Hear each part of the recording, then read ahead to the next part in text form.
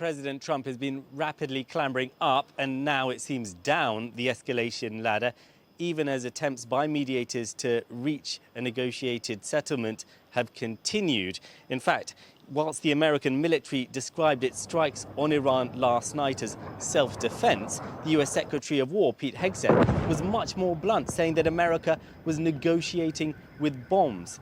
The Iranian military, of course, responded last night with their own attacks on US targets in the Gulf. And today, after trading threats of further attacks and President Trump even raising the prospect of US soldiers seizing control of Iran's Hague Island, President Trump now says that a deal is being finalized with Iran, one that would reportedly reinvigorate the ceasefire, reopen the Strait of Hormuz and kickstart negotiations with Iran on its nuclear program.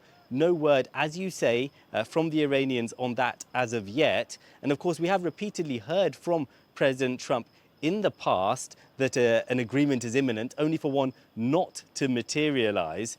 And if attempts to reach an agreement on the US-Iran conflict are complicated, well, attempts to reach an agreement here in Lebanon on the conflict here are even more convoluted. Iran has been saying that an Israeli troop withdrawal from southern Lebanon, a ceasefire with Hezbollah, must be part of its agreement with the US. The Lebanese government, which has been a bystander in this war, has been trying to assert its authority and dealing directly with the Israelis. Their attacks, though, have been continuing, as have Hezbollah's attacks on Israeli troops in the south of the country. One of the oldest inhabited cities in the world is increasingly being reduced to rubble. All day we watched as Israeli strikes rained down around Tyre. The whole city has been ordered to evacuate by the Israeli army. We visit the scene of one strike from earlier this week. You can see the huge impact of the strike here, targeting a residential building. No one was killed, but just over there, just meters away, is a UNESCO World Heritage Site, which did sustain some damage. We've still been hearing further Israeli jets in the sky above us too. The Roman ruins may have survived. More mundane but essential infrastructure did not. These, the twisted remains of large electricity generators that were providing free power to several shelters, housing hundreds of displaced people. Just providing some simple life. That's all we need. All we'll get. Just trying this. There's nothing else. Leaving or staying. Choices that can determine whether you live or die.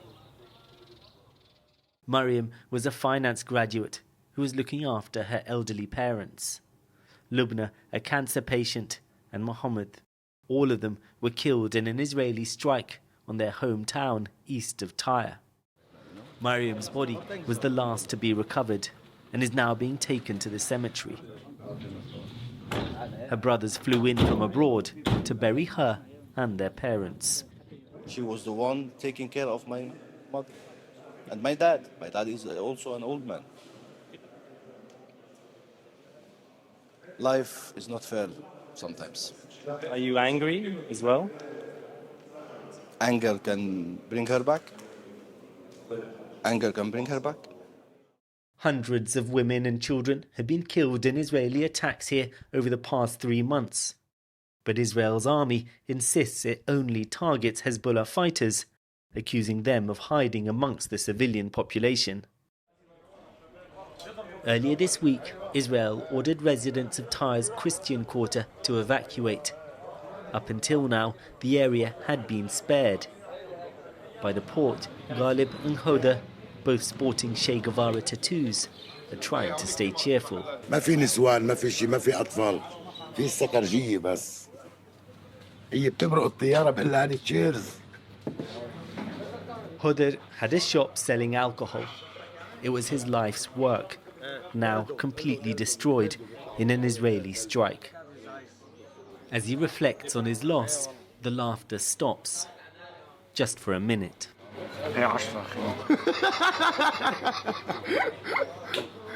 Some people in the country put the blame primarily on Israel, others the blame primarily on Hezbollah for this situation. What do you guys think? أنا ما بعرف بالسياسة، بس نحن بدنا إنه ترجع المعطرين على بيوتها، بس تقدر إنه لأنه العالم عم تنام بالطرقات، عايفين الله. This is a population as exhausted as it is resilient. Caught in a conflict, they have so little power to control.